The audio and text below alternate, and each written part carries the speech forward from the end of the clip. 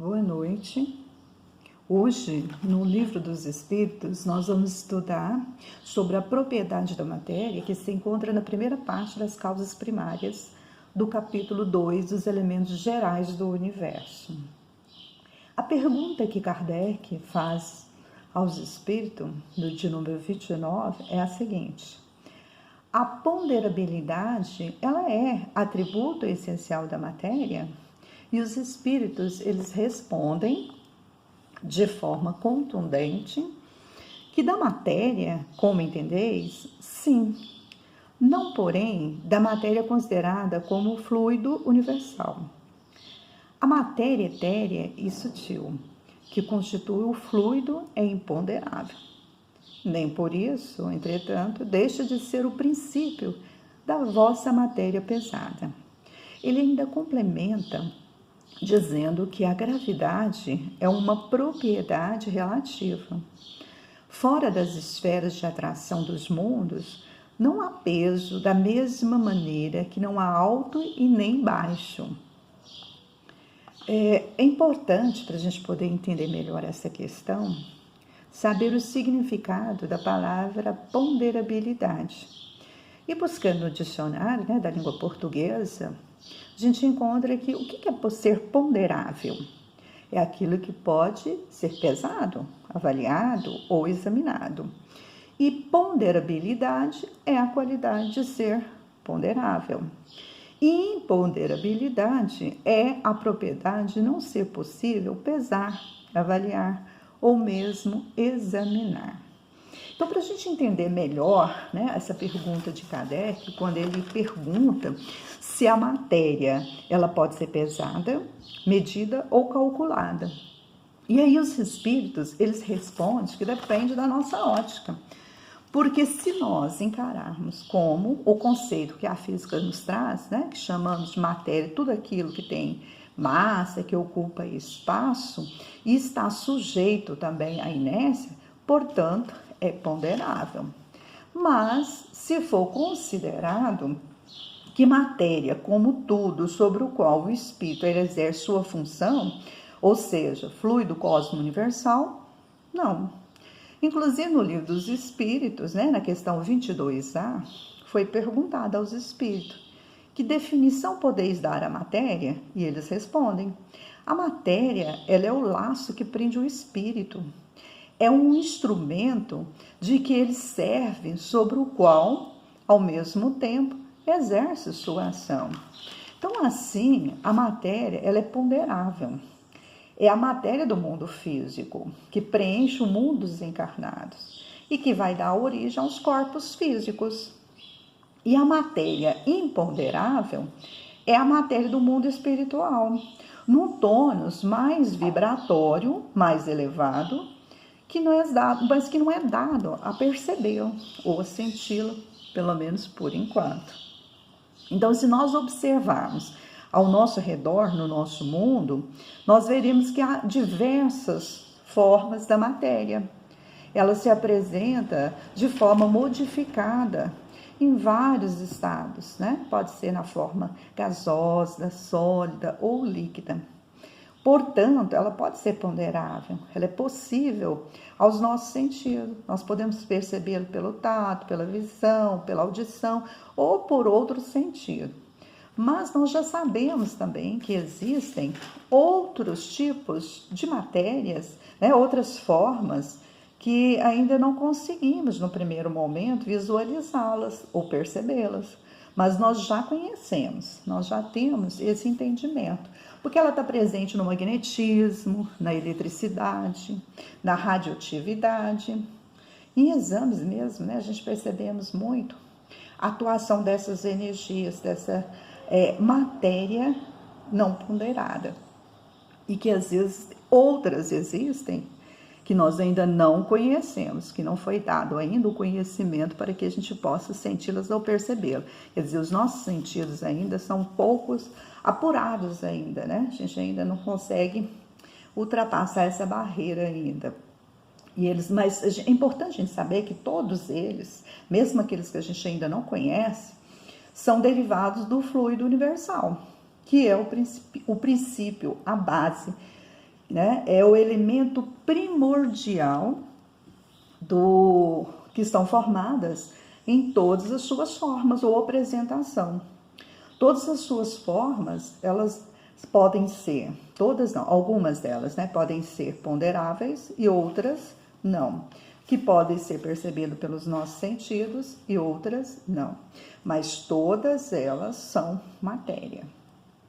Assim, um exemplo bem claro para que a gente possa entender melhor é o caso da médium vidente. Quando é lhe permitido, né, quando ela tem as condições necessárias, ela consegue visualizar, ela consegue sentir, ela consegue perceber a materialização de matérias ainda que a gente desconhece, ou muitas das vezes que nós, que não temos essa mediunidade da vidência, a gente não consegue perceber, a gente não consegue sentir, mas que está presente, que ainda é assim matéria. E nós temos também um espírito inteligente e que é individualizado e está em constante evolução, mas que necessita também da matéria física, né? Que, embora em revolução, é um instrumento que vai nos permitir crescer, melhorar, ter essa experiência no plano terrestre e que nos faz crescer, trabalhar, nos faz buscar o crescimento. Então, nessa trindade universal, nós temos o espírito e a matéria como princípio. E sobre o comando, Deus, que é o Criador do universo, nosso Pai Supremo, que conhece e entende muito bem das nossas necessidades e da importância da gente evoluir e passar a conhecer. Miramês, ele comenta que o assunto da matéria, ela é muito estudada. Até mesmo por nós espíritas, porque às vezes a gente pergunta assim, mas por quê? Se eu estou em busca da espiritualidade, por que estudar a matéria? Primeiro, porque existem vários segredos, né, engenhosos da natureza a serem descobertos. E nós, como seres humanos, curiosos, queremos buscar a resposta. Então, há necessidade de a gente conhecê-los. E segundo, porque mesmo nós buscando a espiritualidade, até mesmo para diferenciar aquilo que são efeitos físicos, que podem ocorrer inclusive na própria mediunidade, ou, por exemplo, na materialização de um objeto, de uma visão, que muitas das vezes pode ser confundido com um milagre, como uma magia, como algo sobrenatural. E que a doutrina espírita, ela vem nos ensinar que não existe milagre, não existe magia, existe sim conhecimento a respeito da matéria e seus efeitos físicos, né? Os seus efeitos, as suas modificações. Toda matéria, ela pode sofrer alterações, ela pode sofrer modificações, e para isso a gente precisa buscar esse conhecimento. Então, quando a gente for estudar essa questão da mediunidade e seus efeitos físicos, a gente precisa saber os conceitos da matéria e o que os espíritos entendem como conceito e qual a explicação válida para que a gente possa ter realmente o conhecimento verdadeiro. Porque o conhecimento, eles nos traz facilidade para entender os fenômenos, né? As coisas que acontecem ao nosso redor, que muitas das vezes a gente não tem essa explicação de forma clara. Então, a doutrina ela vem nos esclarecer.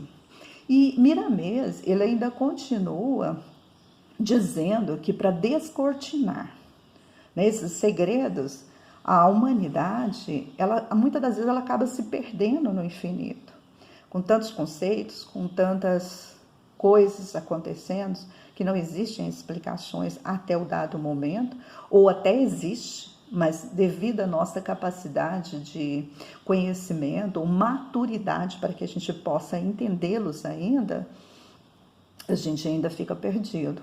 Mas ele está em busca desses arcanjos reveladores. E que, no entanto, esse empenho vai depender muito da nossa escalada evolutiva. Cada um tem que se esforçar, buscar conhecer, porque só assim a gente vai poder revelar as coisas ocultas, compreender melhor, né? E de forma verdadeira. Então, se esses conhecimentos caírem em mãos benfeitoras, com certeza nós teremos bons resultados. Mas se esses conhecimentos forem usados, né, por mãos maléficas, a gente pode até esperar o resultado negativo de tudo isso. Então, por isso que depende muito da evolução e da maturidade de cada espírito. Mas mesmo assim, muitos ainda, eles procuram buscar conhecimento, revelar, né? A própria ciência mesmo já trouxe várias experiências comprovadas que o Espiritismo, desde o início, né, da sua revelação, já vem nos trazendo, mas que ainda procuram, por meio da matéria, canais mediúnicos para poder conhecer melhor. Então, através da evolução, do crescimento, a gente vai adquirindo esse conhecimento, mas nós não podemos quebrar a sequência estabelecida pelo chefe supremo, que regula as relações em todos os campos do conhecimento. Então, assim, antes da gente querer conhecer, né, os mistérios da natureza, do universo, adquirir conhecimentos e conceitos perfeitos, a gente precisa investir muito mais na educação dos nossos sentimentos, do amor, porque fazer com que ele brote em nossos corações para que nós possamos usá-lo através da ciência mesmo, para o bem, para o progresso da humanidade, e não para o nosso orgulho, para o nosso egoísmo. Então, que a gente possa viver cada vez mais os nossos dias em forma de amor. Que Jesus nos abençoe hoje e sempre.